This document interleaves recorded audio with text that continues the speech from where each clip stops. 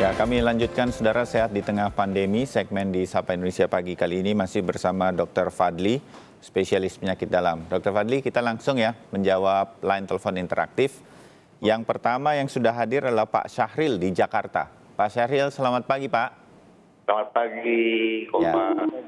ya silakan Pak, langsung tanya apa ke Dr. Fadli. Ini sebelumnya saya mohon maaf dulu ya, Ya. ada pertanyaan. Yang pertanyaan pertama itu, kalau kita itu mencegah COVID itu kan, antara dengan cuci tangan, pakai Ya. sabun. Nah sekarang ini, secara orang awam, saya hanya berpikir, kenapa kalau mereka terkena COVID itu tidak minum air sabun saja? Oke. Kan mungkin bisa ketawa, tetapi mungkin tidak dipikirkan. Gitu. Ya, tapi itu terbersit di kepala Bapak gitu ya. Oke. Ya kan. Terus yang kedua, kalau saya ini bangun tidur atau berdiri atau apa, itu pertama itu kita mendapatkan ketidakseimbangan antara yang ada sedikit puyeng gitu ya. Ya. Terus kalau malam hari itu kalau tidur itu banyak seringkali itu lendir gitu. Oke. Apakah itu dikarenakan asam lambungnya atau dikarenakan faktor usia? Memang usia saya sudah sudah lebih 70 begitu. Oh, baik. Ya. Terima kasih. Terima kasih Pak Syahril. Kita langsung jawab aja ya, Dr. Fadli. Mungkin Dr. Fadli bisa menjawab, orang disuruh cuci tangan, apakah kemudian sabunnya aman kita minum begitu.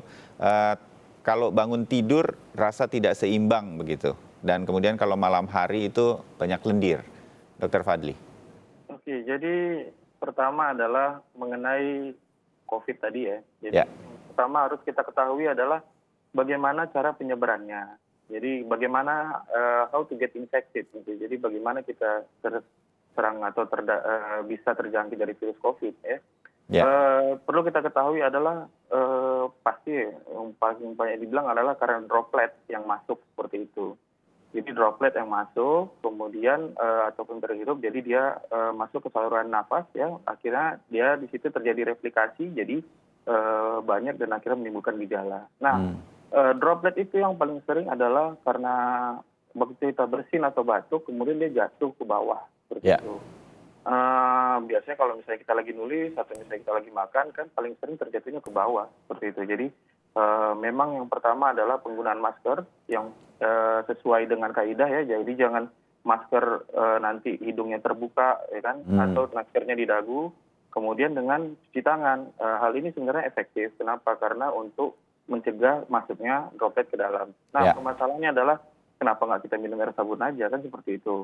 Permasalahannya kalau kita minum air sabun, ya mungkin bukan hanya corona saja yang mati, mungkin kita juga akan menjadi kegawatan di bagian kita. Karena apa? Karena sabun itu kan bukan untuk yang kita konsumsi, karena dia penggunaan dari luar, seperti itu. Ya, oke. Ya, mudah-mudahan jadi jelas. Yang pertanyaan kedua dari Pak Syahril, kalau bangun tidur itu sering seperti merasa tidak seimbang atau goyang begitu?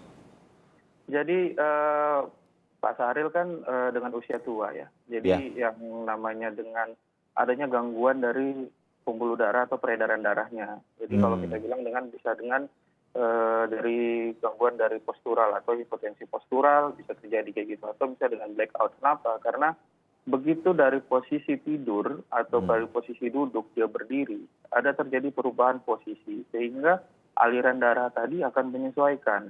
Nah, biasanya pada pasien-pasien pada kita yang masih muda atau dengan sehat, biasanya pumping kita masih bagus, jadi aliran darahnya masih oke, jadi tidak terjadi kesenjangan atau delay beberapa detik gitu. Nah, pada pasien dengan usia tua, memang dia sudah mulai melemah ya pumpingnya, kemudian aliran darahnya juga kurang bagus, jadi ya akan terjadi gangguan keseimbangan tadi seperti hitam atau blackout, atau misalnya dia seperti oyong putar seperti itu. Ya, jadi memang itu sesuai dengan usia kita memang akan terjadi begitu ya dok ya? Iya. Ya.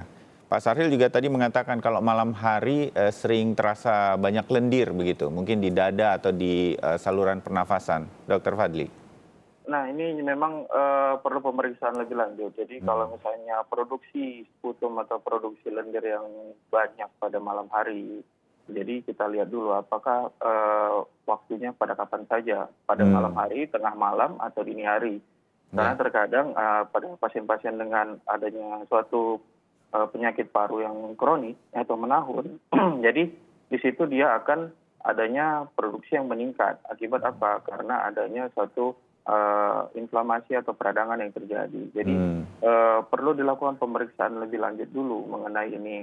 Kenapa? Karena juga pasien dengan usia tua banyak hal-hal yang bisa terjadi. Jadi kalau saya sarankan sih bisa untuk dilakukan pemeriksaan dahulu. Oke. Gitu.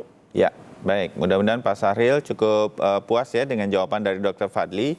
Saya sekarang mau berpindah ke Palembang. Ada Pak Kliwon. Selamat pagi Pak Kliwon.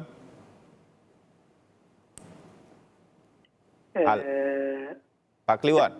Iya. Ya, silakan Pak. Langsung tanya dengan Dr. Fadli. Oke, selamat pagi Pak Dr. Fadli. Pertanyaan saya, umur saya 49 tahun, itu kok setiap kali minum teh, rangsangan kencing itu jadi tinggi sekali. Sebentar-sebentar pengen kencing, sebentar-sebentar pengen kencing.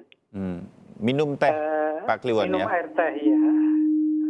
Itu kenapa dan mohon solusinya Pak Dokter. Terima kasih, selamat pagi. Selamat pagi, terima kasih.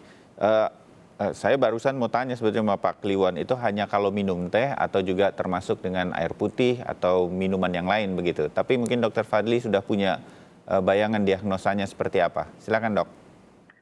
Baik, jadi kita perlu tahu dulu di dalam teh itu dia ada zat apa aja ya. Sebenarnya sih dia ada yang merangsang untuk terjadi diuresis atau dia buang air kecil. Nah, jadi sebenarnya sih biasa saja kalau misalnya kita memang minum teh kemudian akan terjadi buang air kecil seperti itu.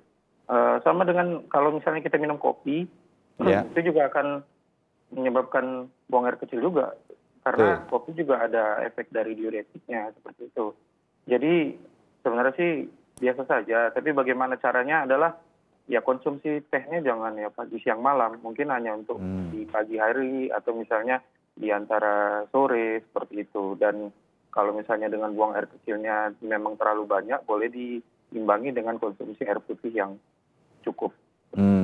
Jadi nggak perlu khawatir karena justru sebetulnya itu baik-baik saja, hanya mungkin memilih waktu untuk meminum tehnya kemudian dikurangi. Kalau pagi, siang, sore mungkin hanya di sore hari dan lain-lain.